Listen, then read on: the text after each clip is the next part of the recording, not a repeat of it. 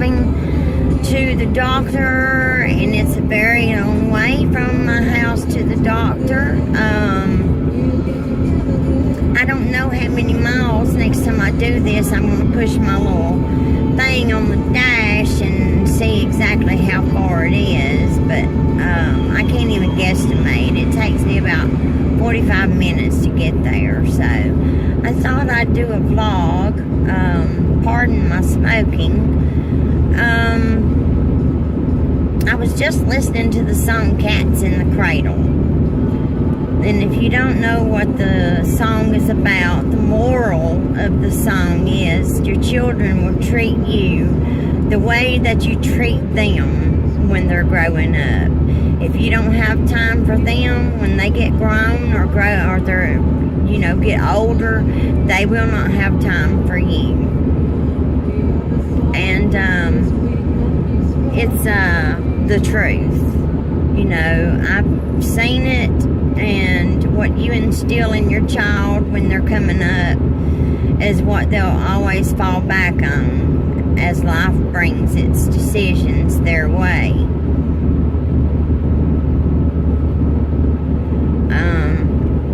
I've seen it many times before. There's only been one case that I can think of that the child didn't grow up to be just like his parent. That he grew up to be the opposite of what she was. My children don't seem to have the addictive gene that I have. And that their father had. They seem to be cutting more of the material that my mother-in-law was made of.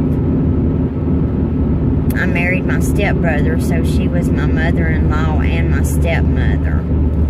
There was no incest there. It was no blood relation. It was legal. My dad and her met and fell in love, and then later on he and I fell in love and wed. But the soap opera of that story is, before he was my stepbrother, he was my cousin by marriage. His mother was married to my mom's brother. So he was my cousin. Then they divorced and she married my dad, so he became my stepbrother, and then he became my husband. So that was a wild relationship that my ex-husband and I had. And I'm faithful to the core, and he is not. He never was. I don't know about now. I don't even know him now. It's been 15 years, I think, since we divorced. 16, maybe even it was in 1997 when we divorced. So, and I lost my mom in 96. I didn't stay with him but another 6 months after I lost my mom. Losing my mom changed me. It changed what I wanted out of life. It changed my outlook on life. It showed me how short life can be, because she was only 45 when she died. I have beat her age by 4 years.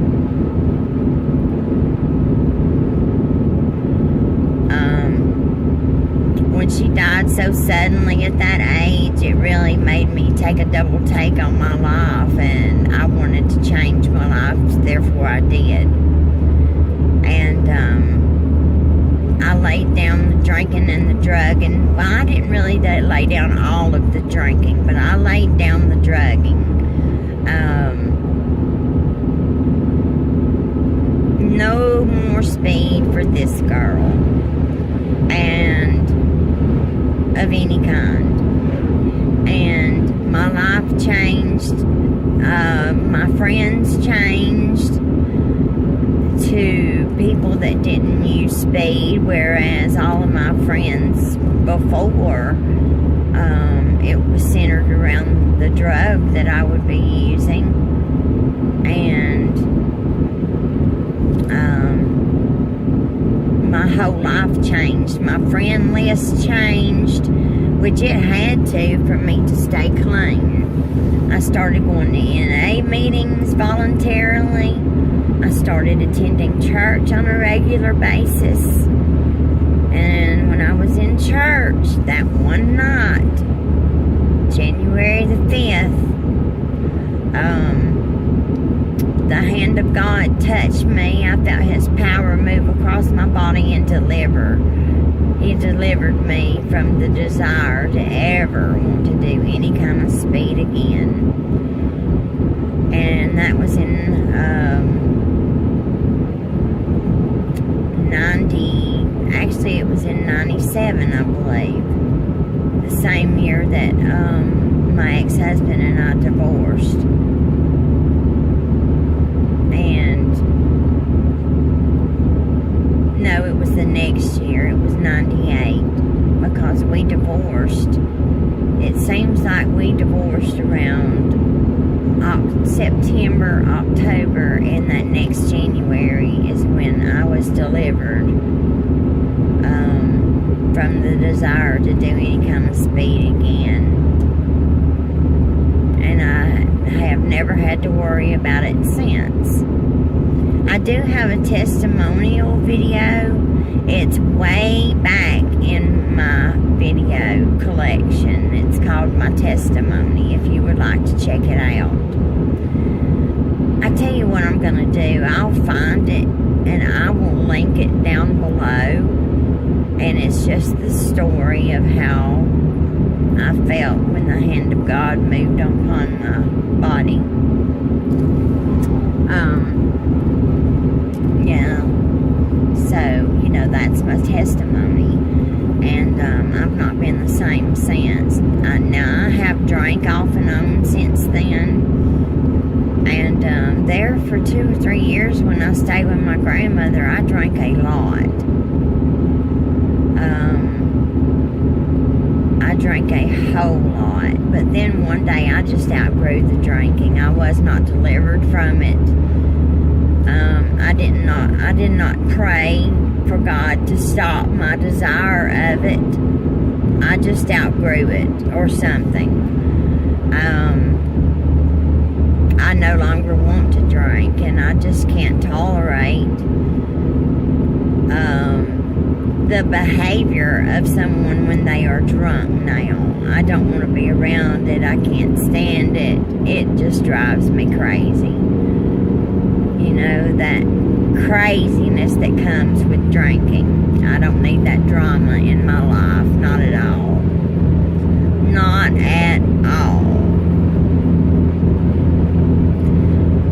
So, my son came over Saturday and ate with us. My daughter came over Sunday and ate with us. I had a wonderful, wonderful weekend. Got to see all of my grandbabies but 2 of them. The oldest 2 were with their mother this weekend. And we had great meals both nights. We had ribs that my daughter made, country style ribs, and chicken fingers last night. And then I made, what did I make Saturday? Oh, my son asked me to make him a meatloaf. So we had a meatloaf on Saturday evening with mashed potatoes and macaroni and cheese. And I didn't cook any. Yes, we had baked beans. We had baked beans that night. So I just thought I'd come on here and chat for a little bit since it was such a long drive. But I've been chatting for about 10 minutes now, I think. 9 minutes and 50 seconds. So I'm going to let you go. Everybody be safe. Be kind to one another.